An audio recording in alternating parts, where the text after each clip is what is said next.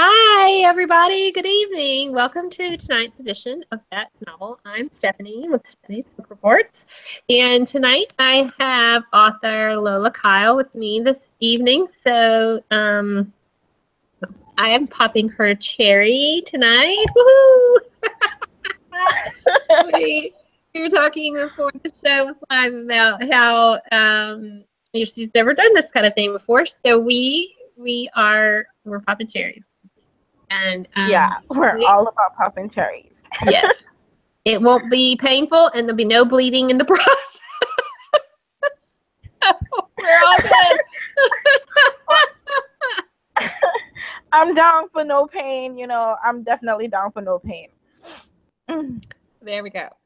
If Lola is new to you, you can check her out in the episode information. We have her website and her social media links. I couldn't think of social media to save my life. Plus, her Amazon author page is linked there. I didn't get a nap today, unlike Lola. But it's much later for her. It's like the middle of the night. So where she is time-wise, so it's 8 o'clock for me. It's 2 a.m. for her. So she needed to get a nap. I usually take one on Wednesdays, but my mind would not shut off today, so obviously that didn't happen. But anyway, so Lola's page, her Amazon author page is linked there, so you can click on that. And then she has another pen name. So, but we don't have that linked. I don't know if you're going to reveal that or not tonight, or keep it a secret. But anyway, so you're going to keep it a secret? It's definitely staying a secret. Okay. Forever. Forever. She does have other books. So like under Lola Kyle, she only has one novel there listed on her Amazon author page. But she's written a lot more than just one. So she does have a little bit of experience. And Vinny, I'm not sure I don't hear the double sound on my end. You have double. I think that was before when the YouTube link popped open. That's all. Oh, okay. I got you. Sorry. These things it's tricky. This technology. Oh, it's okay now. Okay, good. Yay. You never can tell with these things. I've been doing Google Hangout, YouTube Live all this year, so it's still kind of new to me. I haven't explored all the possibilities, and I don't have time to do all that. But I'm sure there's probably more I could do. But then it just seems like every once in a while that it gets like a bleep, and you're like, "Oh, wait, I have an echo." Magnified. It's whatever. I need a YouTube class so somebody can teach me how to do these kind of things. And of course, y'all know if you watch this show on a regular basis, my hair is driving me nuts. Lola and I were just talking about hurricanes before the show started, and the humidity is atrocious. Let me see. Earlier today it wasn't that bad, but I feel like now it's awful. I'm gonna look to see what it is. So anyway, yes, 77%. You're used to that though, right? Lola was she used to live in the Caribbean, so she's familiar with my kind of humidity. Too familiar, way too familiar. Yes, it's stifling at times. So, you are rather, young. I have an author that I represent. Actually, she just turned 24 this year. She's been publishing since she was 18. When did you start publishing? I wrote my first book in 2009 and published it in 2010. It's always been such a passion for me to work with words. I've always had fun playing with words and expressing myself. Because believe it or not, I'm super shy. So for me, writing things down and passing a note was the only way I could communicate with my friends.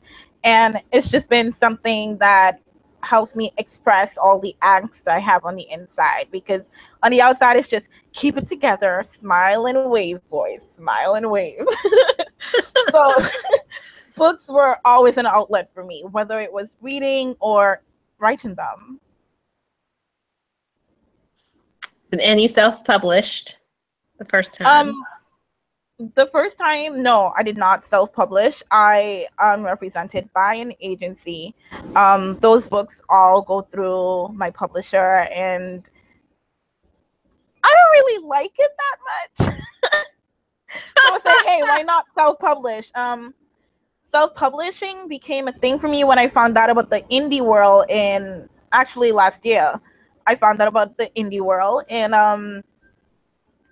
I actually wrote another book called Expertise, and it's currently going through rewrites so that I can set it up. And I was basically saying, let's give it a try. And I joined this community called Happy Ending Resorts. I'm not sure if you heard about them. Jennifer Short Benson, she's the one who goes through it, and it's basically you kind of like what I did with Carnage and Desire. You have a group of authors all writing about one place, and that one place was Happy Endings, South Carolina. Yeah. And it was like a trailer park, cabin, stuff like that. And you basically build your character and interact them and intertwine them with the other authors' characters. So it's kind of like mass promotion and marketing, cross promotion, where you have another character from another book in your book as a cameo. And then your character will star in another book written by another author as a cameo. Those are fun because then you get that whole interaction. You want to chase characters around and see what they're doing in other area, other people's books and things. Those are neat. I like those. They're yeah, it definitely is. Are they called like Peter Pan books or something? I'm not sure what they're called. I just thought it was a fun thing to do. So I say, hey, why not? But that book is currently going through rewrites and will probably be up at the end of the year again for sale under my name. Under Lola instead of the under Lola Kyle, yeah. Not my pen name. Instead of who shall not be named. Casper. We'll just call that name Casper, okay? Because it's friendly and it's a ghost. So let's pretend she does not exist. There you go. It wasn't me. You're probably too young to have heard that song. It's a reggae song, I think. I don't remember. Shaggy. I know that song. Everybody knows Shaggy in the Caribbean. Like, if you don't, like, are you even an islander? Right. Well, I mean, you're young, so I say that like I'm an old fart or something. But, you never can tell. That song came out a long time ago. You would never believe the stuff that I listen to. Like, I listen to really old music. Like, I love Cyndi Lauper and Aerosmith and Air Supply. So you have no idea. 80s music. Yeah, and I'm a 90s baby. Yes. Well, 80s music is pretty cool. It's funny because I laugh and I tease my husband because I'm like, this is your music, for the 80s. He was a lot older. He's like 6.5, 7 years older than I am. And so, like when he graduated high school, I was in 6th grade. And so I tease him all the time about, hey, this is your music. I was in 6th grade when this song came out and you were a senior in high school. It's funny. I give him a hard time about that all the time because really, I mean, he's old. I mean, not old, but you know what I'm saying? Like he that was all he was headbanging and all that stuff when he was in high school. And I'm like, oh, and I was in middle school. I was barely in middle school when that came out. Yeah. But it is good. It's good stuff. But yes, so that's one of that. It wasn't me. That song just kills me. It kills me. I can't not quote that thing when something comes up that's appropriate.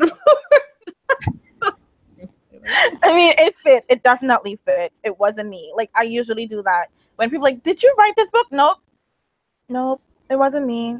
Mm-mm. But you should read it though. But it wasn't me. Exactly. I bet it's a good book. I heard so. I heard the author is amazing. It's only $1. Go buy it. Exactly. There you go. Go buy it. It's got to be great. I heard great things about her. Mm-hmm. Mm-hmm. I mean, I don't know the girl, but she's amazing. Yeah. I mean, word of mouth. It's the best way. Definitely is. Might as well.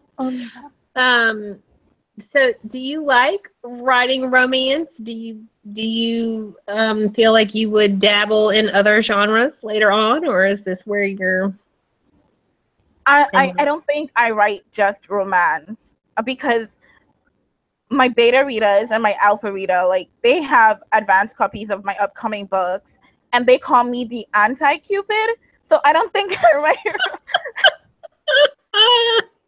I don't think I write romance books. I think my books are usually a mashup of so many genres. Carnage and Desire, that's my newest release that released like 5 days ago. Yay me. That is filled with angst, romance, paranormal stuff,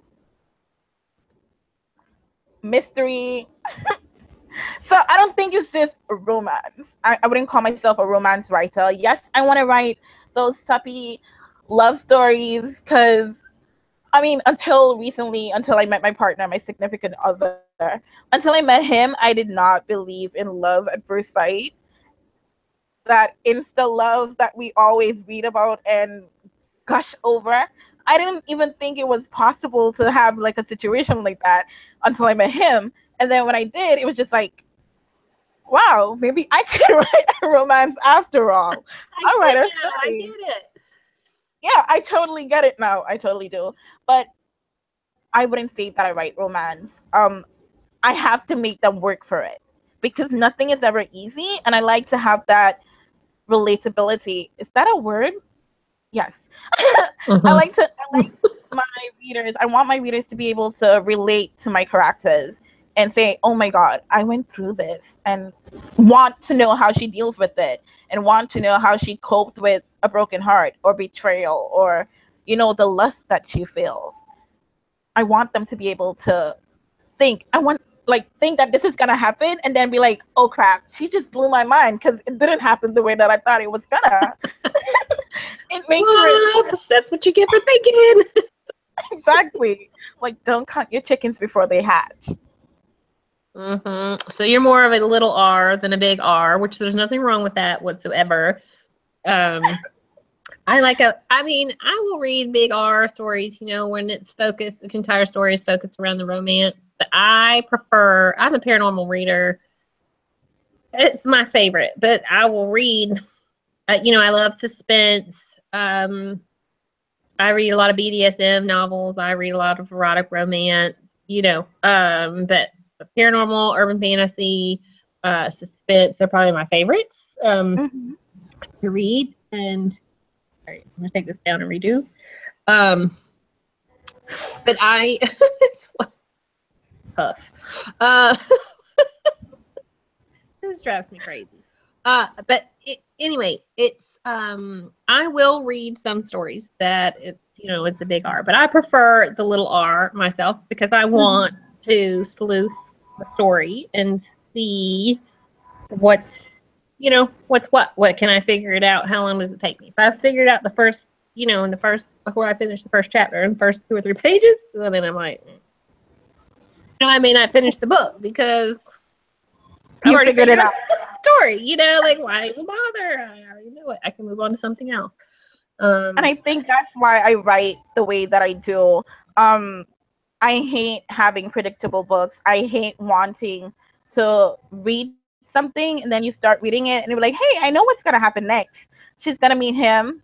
They're going to fall in love. They're going to deny their love. And then they're going to end up shagging.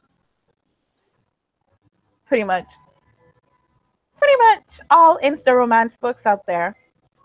And yeah, I mean, there's a time and place for them, but Yeah, they're not my thing. And that's partially why I made Carnage and Desire so interesting with the plot line. It has reincarnation, it has betrayal and lust. And of course, she's like a high school senior, so she has that angst and the I hate everybody and my world sucks. But she also has her head on her shoulders because I believe in strong protagonists, like strong female leads. Like, I don't want the, oh, he's so dreamy, let's marry and have babies together and be happy forever and never and ever. Yeah. Uh-huh. It's not Sure. a low-key book, and I love my abbreviation and my logo that I did. It says Loki, Loky, and it's a play on the Norse god of mischief, Loki, and my name, Lola Kyle. And my books are all about mischief, meltdowns, and not so happily ever afters. Like, There you go. so it's like the perfect recipe. Perfect.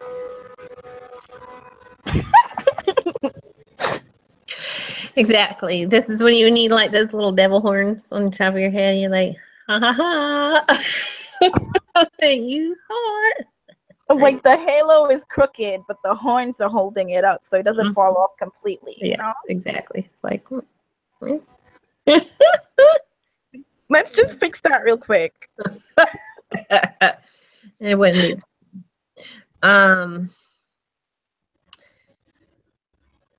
So, what's your favorite to write? Do you like writing paranormal or do you like writing suspense? What's the most challenging for you? I actually, this is my first shot at paranormal and I love it. Um, I think I'll be writing a lot more paranormal books and like urban fantasy because those are the books that I've always read, like always read. And my goal is to kind of be like my idol, Mary Itomi. I mean, she's not like this big, huge writer that everybody talks about, but her books are so good. Like, it just sucks you in. And she's kind of the reason why I started writing paranormal, and my mentor, Elle Lombard. And I'm going to stick with it because it's something that I've never felt this way about a book before, about a paranormal book. Like, my writings, I love my writings, yes, but this is my baby. This is the book. The book. All right, so I'm probably gonna stick with paranormal. Romance, I'm gonna probably have a couple. That's gonna be like rom-coms. It's gonna be comedy. It's gonna be comedic because I can't have those stiff books.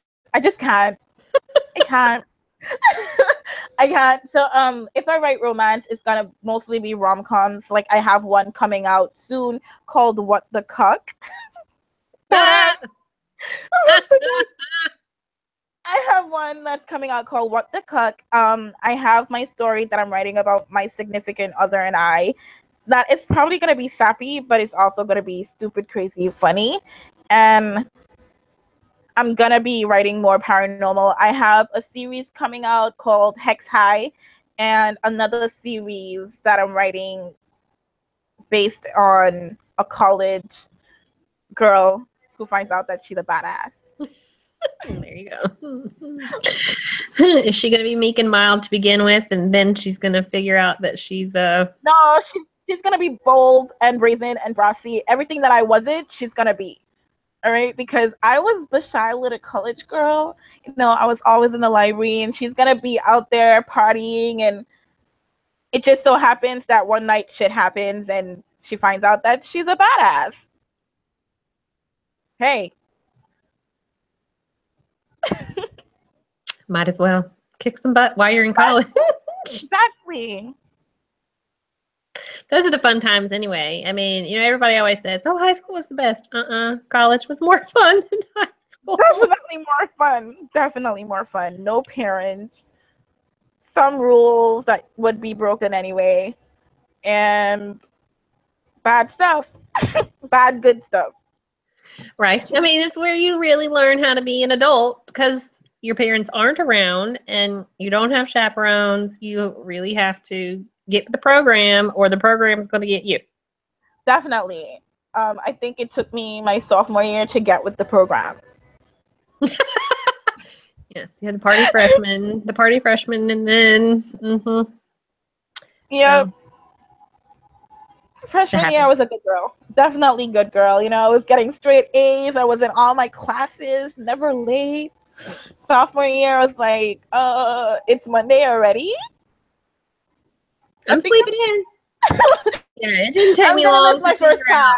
No 8 o'clock classes, maybe not even 9 o'clock classes. Oh, we had a Tuesday, Thursday, 8 a.m. PE class. That was the only time it was offered, and it was a mandatory class to take. And so Tuesday, Thursday, so you know those are 90-minute classes or whatever they are, longer than an hour. At least it was only twice a week, but trying to get up for PE, I was not motivated. I'm not. Give me a book, and I'll sit here and read it, but exercise might as well be a 4-letter word because mandatory PE in college, I'll pass. Yeah, I had to have it. Everybody had to have this class as mandatory for graduation. It was a pain. But then I had to have one other PE, so I took tennis in the summertime. Probably sat on the bleacher. It was 900 degrees out there. I mean, it was an evening class at least, but it was still hot in summer in the South. I mean, from being in the islands, it's hot and humid and gross. But it was only 4 weeks instead of, 3 months. The entire It was great. I mean, I had a lot of fun learning, playing tennis, but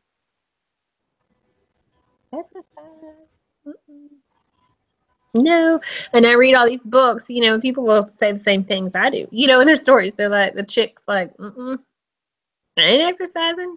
And then, then I get in all these books where everybody is and their brother's going to the gym, and I'm just like, what's wrong with you people? Like who does that? Exactly. I don't know anybody goes to the gym. I mean, I know a few people that go to the gym, but not obsessive like some of these people. That is not reality. Who are you? Who are you to go to the gym? I'll say I don't even lift, bro. I would gladly tell you that I don't even lift, bro. No gym for me. Like, do you see a dog chasing me? Because that's the only time I'm gonna be running. Yep, or when and if you ever have children, you got to run, chase them down. It'd be like the only time, but just all the heavy lifting I do.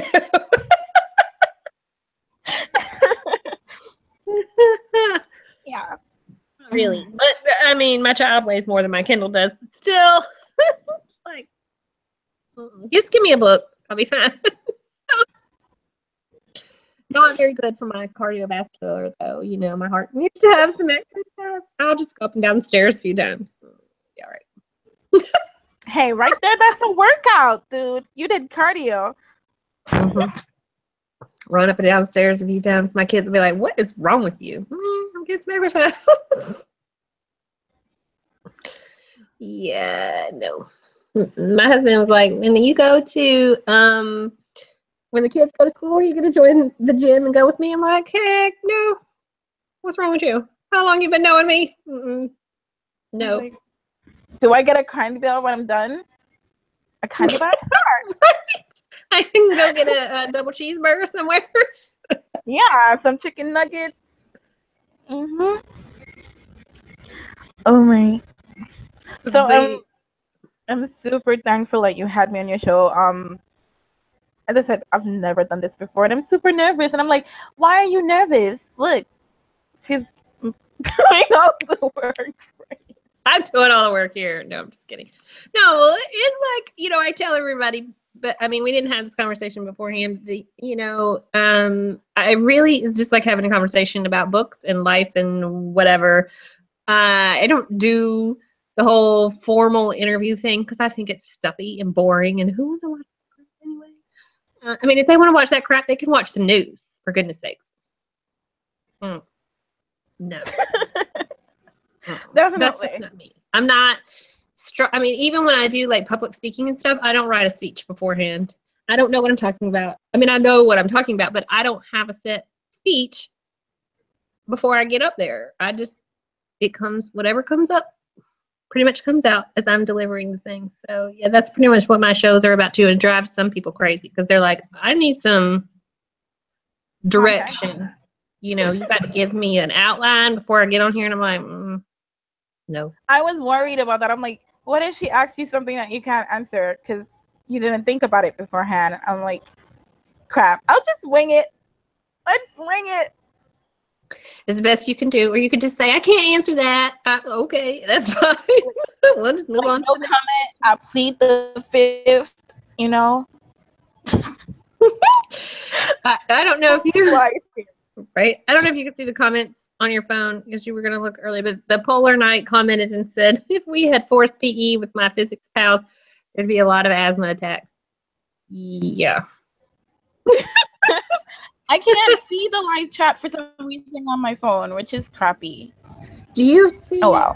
There should be a button on there that says something about live. It should be a blue button. But it says to sign in, so I guess I have to sign in. Yeah, because it'll make you sign in, and because that'll be what it wants you to use. Look, this hair is going to get on my nerves. Come on, go away. I just have to say this, and I probably would say thank you to Ebony, because she literally saved my ass. I mean, but she literally saved my butt for doing all that she does for me with her PA stuff, because I probably would not have gotten through this entire thing without her. Like, she literally set everything up, and I'm just there, like, freaking out, like, what to do? And I'm like, you run a publishing company. You know what to do. But she handled everything. So I love her. She's so sweet. I know. I love her. I absolutely love her. I don't know what I would do without her at all. Ebony, if you're watching, I better see your butt in New York next August. No ifs, ands, or buts about it. What signing is that? Authors in the City. Oh yes. She came to our first one that we had in New York almost 5 years ago now, and that's where we met the first time. And then she hasn't been able to return to Authors in the City, you know, because popping out youngins. So she's gonna be like 70. But I mean, that's what she's been doing. So, yeah. I totally love her.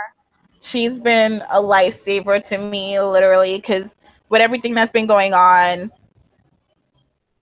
I've released this book on time without her. Like, when I'm freaking out, because we had some issues with formatting. That's why the paperback is not available yet.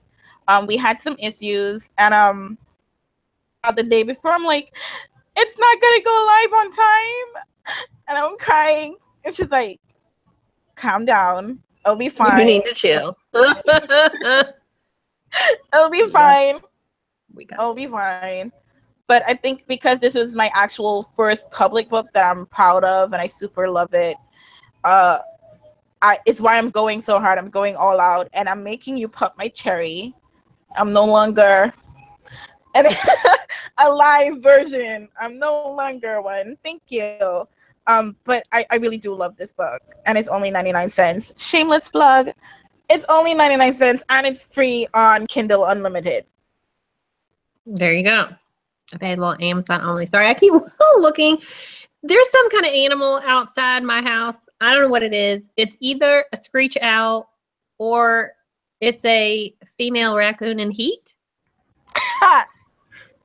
And it's keeps making all these noises. This is the earliest I've heard it though, but I guess because it's dark outside, it's making these noises. But so anyway, it sounds like a woman snoring with a high-pitched voice. It's not consistent. Like there's a long break in between. I'm trying to imagine what it sounds like. Yeah. Maybe she'll do it. Maybe the animal will do it again. You can hear it. It's loud. I asked my husband a few nights ago. Well, it was last week, and I was like, "Oh, maybe that's an owl." I was like, "Are you still awake? Like, can you hear this noise? Can you, like, can you?" Because sometimes he'll fall asleep, in the living room watching TV or whatever, and I'm like, "Can you come in here and see if because I thought it might be my daughter, and I'm like, is she okay? And he's like, no, she's not doing anything. So he comes in the bedroom. He was like, I've never heard anything like that before. Like, what is that? I surely don't know. So I looked at it. I Googled it. Thank you, Google. And those were my two options: a raccoon in heat or a screech owl. Nice. I'll take the owl for 500, Alex. Exactly. Multiplying. I'd much rather the owl than the raccoon in heat. We don't need any more of those things running around here. Raccoons and possums. Ugh. No thank you. Roadkill. Anyway. So what are your favorite things? What do you like to read? Do you like to read paranormal? Is that your favorite? I do. I love paranormal. I love fantasy. My favorite paranormal series. It would have to be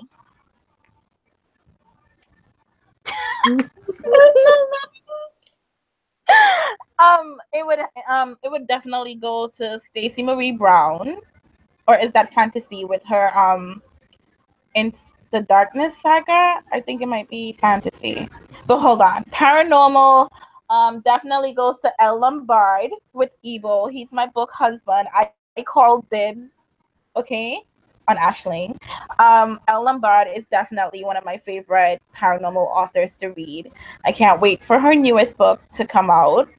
And then I have my favorite, of course, Mary E. Tomei. Her Terrorway series is to die for. The first series I read from her was Undralan, which is also awesome. Shameless plug, go get it because it's complete. The entire series is complete and it's available on Amazon. And I'm not sure if she has it on other retailers. But I do love paranormal. I love fantasy. And I think that's because I can get lost in another world and get out of my head and pretend I'm somebody else for however long the book lasts while I'm reading it. Yeah. But I really don't like romance. That's why I love paranormal too. It plays out, if it's well written, try to say that 5 times fast.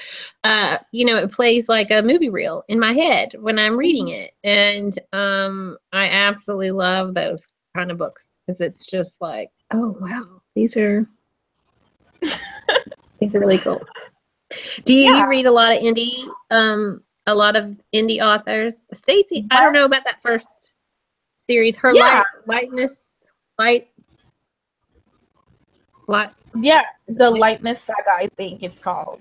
That's paranormal. That one's paranormal. All right. When I discovered indie authors probably a couple years ago, but I didn't know about the indie community. The first indie book that I read was Edna Walters. Mm-hmm. Rest in peace. Her book was the first indie book that I read, and it was the Rune series. I loved it. And then I read Karen Lynch's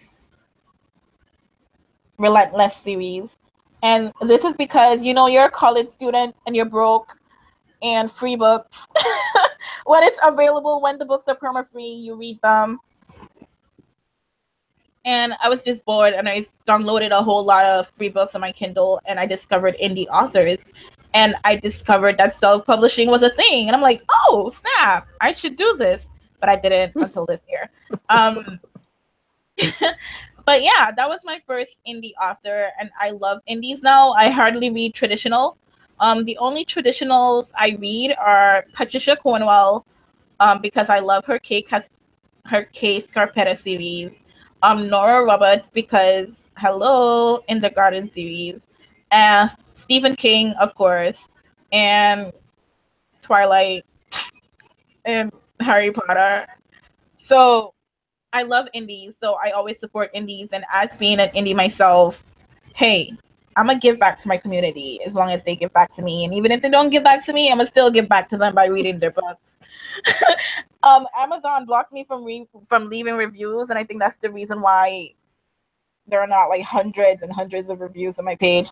But I will continue to support indies because I love their books, and I think there are so many talented authors out there like Kay Webster and Ashley Jade. Yes, it's Ashley Jade. And as Mary Tomei, Sandra Bischoff. There's so many awesome people, and Sandra Bischoff is also paranormal, so you might like her stuff. I haven't heard of her before, so I'll have to check her out. Well, you heard of her now, so you can check now. Yes, I'll have to check her out now. Well, I read mostly the paranormal that I love are mostly all traditional. Laurel K. Hamilton is my favorite, my absolute favorite. I devour that woman's work every time I get my hands on it. She has two different series. One is the Anita Blake series. It's Anita is a necromancer, and it has vampires and all kinds of different shifters and just a tiny bit of fae.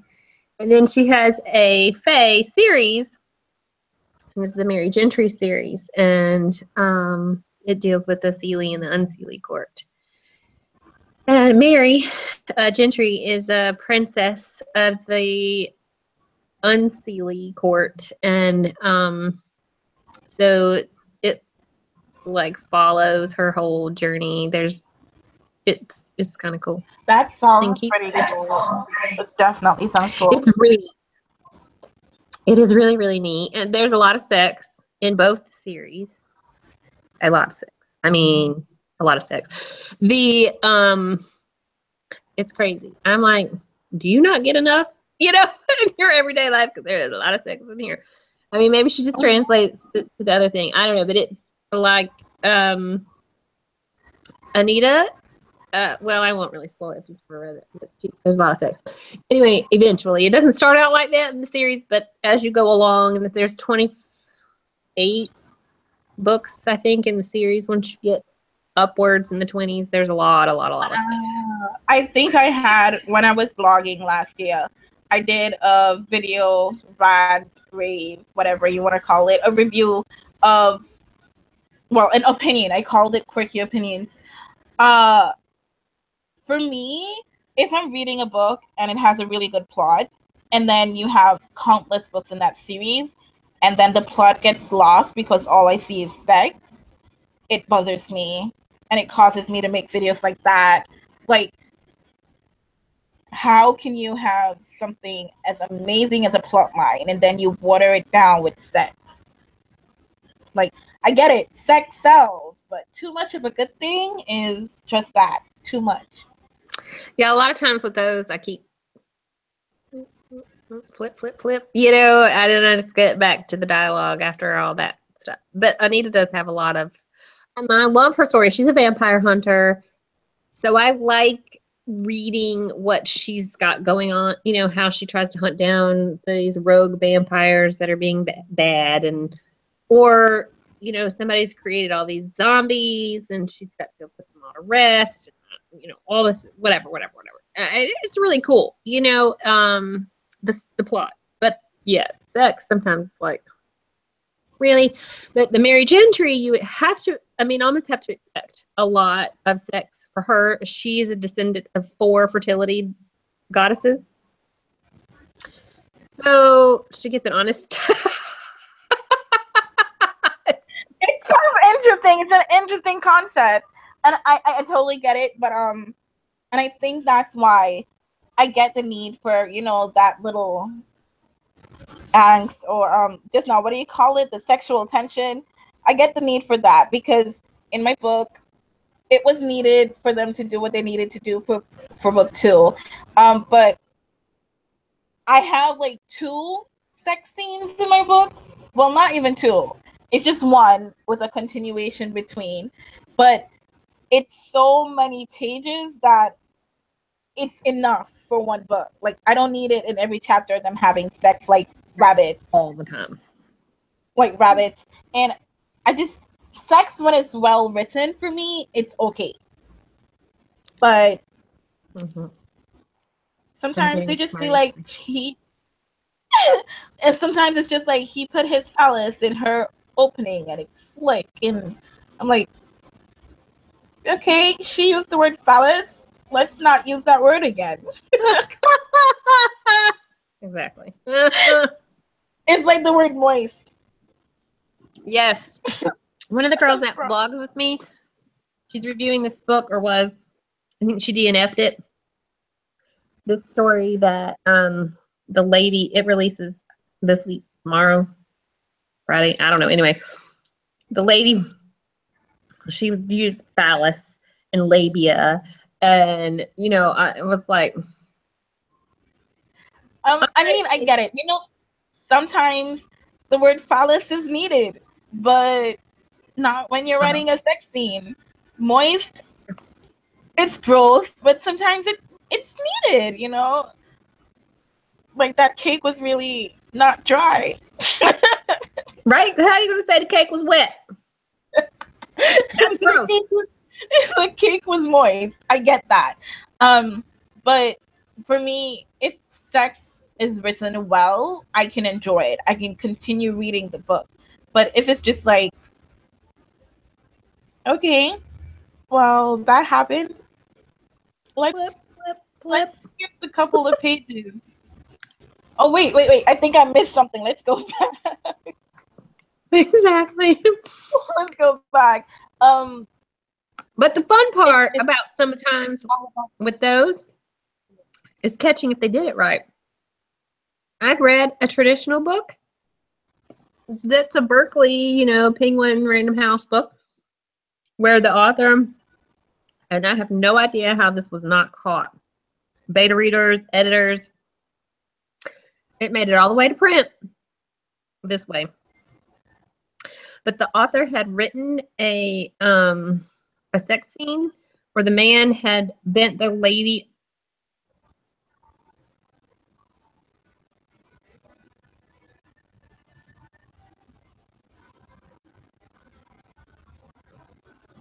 Stephanie. Oh my gosh.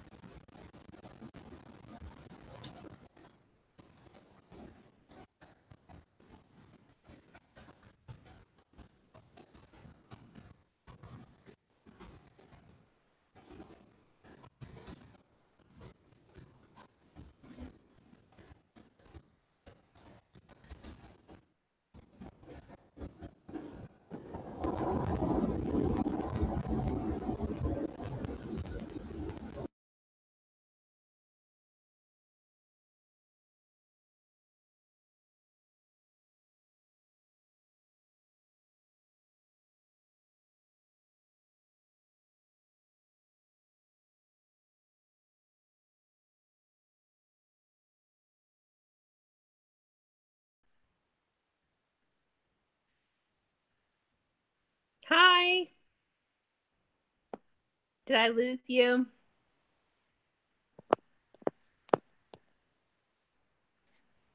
Did I lose everybody?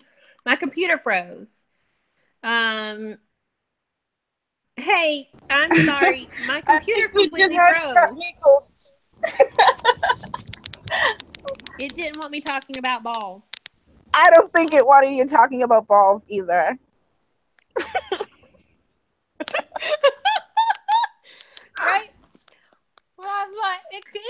frozen. I mean, literally, I can't even move my mouse. It's I like, saw it. oh well. But so yeah. Anyway, as I was trying to say, is he bent her over the thing, and they're having sex, right? He's standing up behind her, but apparently his balls are hitting her behind. Now, how in the world is that possible? I don't know. Because unless her butt is drooping toward the floor, there's no way if it's up in the air. He's going to be. Anyway, I was like, why did they not catch that? You know, and those are the kind of the funny things you catch when you read sex scenes. I mean, I should be good at writing sex scenes because my He Who Shall Not Be Named books, the books under those are mostly erotica, basically porn, soft porn. And that's why it will never be known who wrote those books. But we have, I do think, if I say so myself, that sex scene where he pops her cherry, the most important scene for book 2, like it really sets the pace for book 2. That scene right there is everything. It's just one scene, and it's probably like 3 or 4 pages long because it's like an entire process, but it totally sets the stage for everything that has to come in the future, and it's amazing because all my friends love it. They definitely love it. Like if they bought the book for anything else, they bought the book for that sex scene. Just Just that for one. that scene. I want to say real quick that this thing might cut off again because the other profile just got kicked off. And it did this to me last week as well. I don't know what this thing's problem is, but it ended up because my main thing went, off, disconnected or whatever, then it disconnected the live thing. But we'll just keep going until and hopefully it won't stop the thing. But literally my computer is still frozen. What in the world? It happens. Oh. That happens a lot.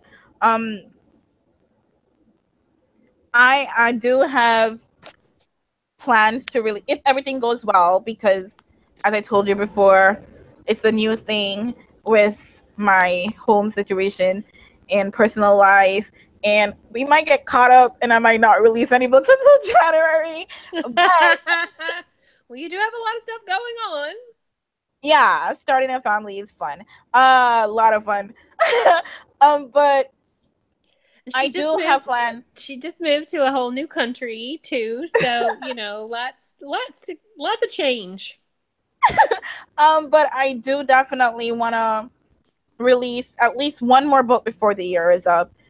And then I have a series that I want to complete, all editing, the covers, everything before I release it. But I plan to release a book every month because it's like 6 books in a series and it's super amazing. It's about the college girl. And then we have What the Cuck. No chickens. We're not even talking about chickens. We're not talking about roosters. We're talking about a phallus, people. No, not COCK, but CUCK, like cuckold. Well, still, it's a phallus. It has to be included in that. It still involves a phallus. But yeah. But we have What the Cuck, and that one is almost finished. Like it just has to go through betas again and then become edited.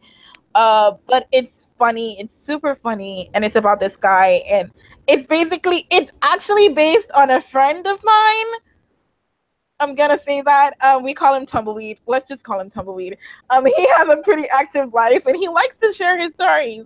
So one day he came and he was telling us about a situation that happened, and I'm like, oh my god, that's a book right there. I'm putting it in a book. And then he would just give us more stories. So the more he added to it was the more his book developed. And it was just a breeze writing it, and it's amazing. It definitely is. I'll probably share the cover with you so you can share it with your followers. But it's just the base copy that's gonna be out for the ARCs, and maybe if we like it, we'll keep that cover. And then we have Synced. It's about 2 geeks who fell in love and online in a virtual world, and doesn't have they meet each other. any personal It does. They meet. In the end, they meet and they go through trials as expected because it's not perfect and my books aren't perfect. And it's not a Lola Kyle book without a pregnancy, a meltdown, or somebody dying. At least 3 people dying. Just a spoiler alert for if when you read Carnage and Desire, people die. Well, there's the carnage. There you go. There's the carnage, and the desire, of course, is with my main characters. So yeah, we have Synced, which is gonna be about 2 IT geeks who fell in love. Uh, yes, that might be my story about my partner. Your personal And story. Mm-hmm. yes, my personal story mixed with fiction, of course. It's not gonna have my entire life out there. Um, but yeah, so Synced, I hope to drop Sync for Christmas. I wanted to drop What the Cup for my birthday, which is October 7th, but I'm not sure about that yet. We still have some things that we're ironing out. And the series, I want to start that in January. So we have a book until July. So it'll be January, February, March, April, May, June. Yeah, until June, sorry. So 6 books, 1 every month. It'll keep you busy. It definitely will, but I'm hoping something else keeps me busy. Yes, I know.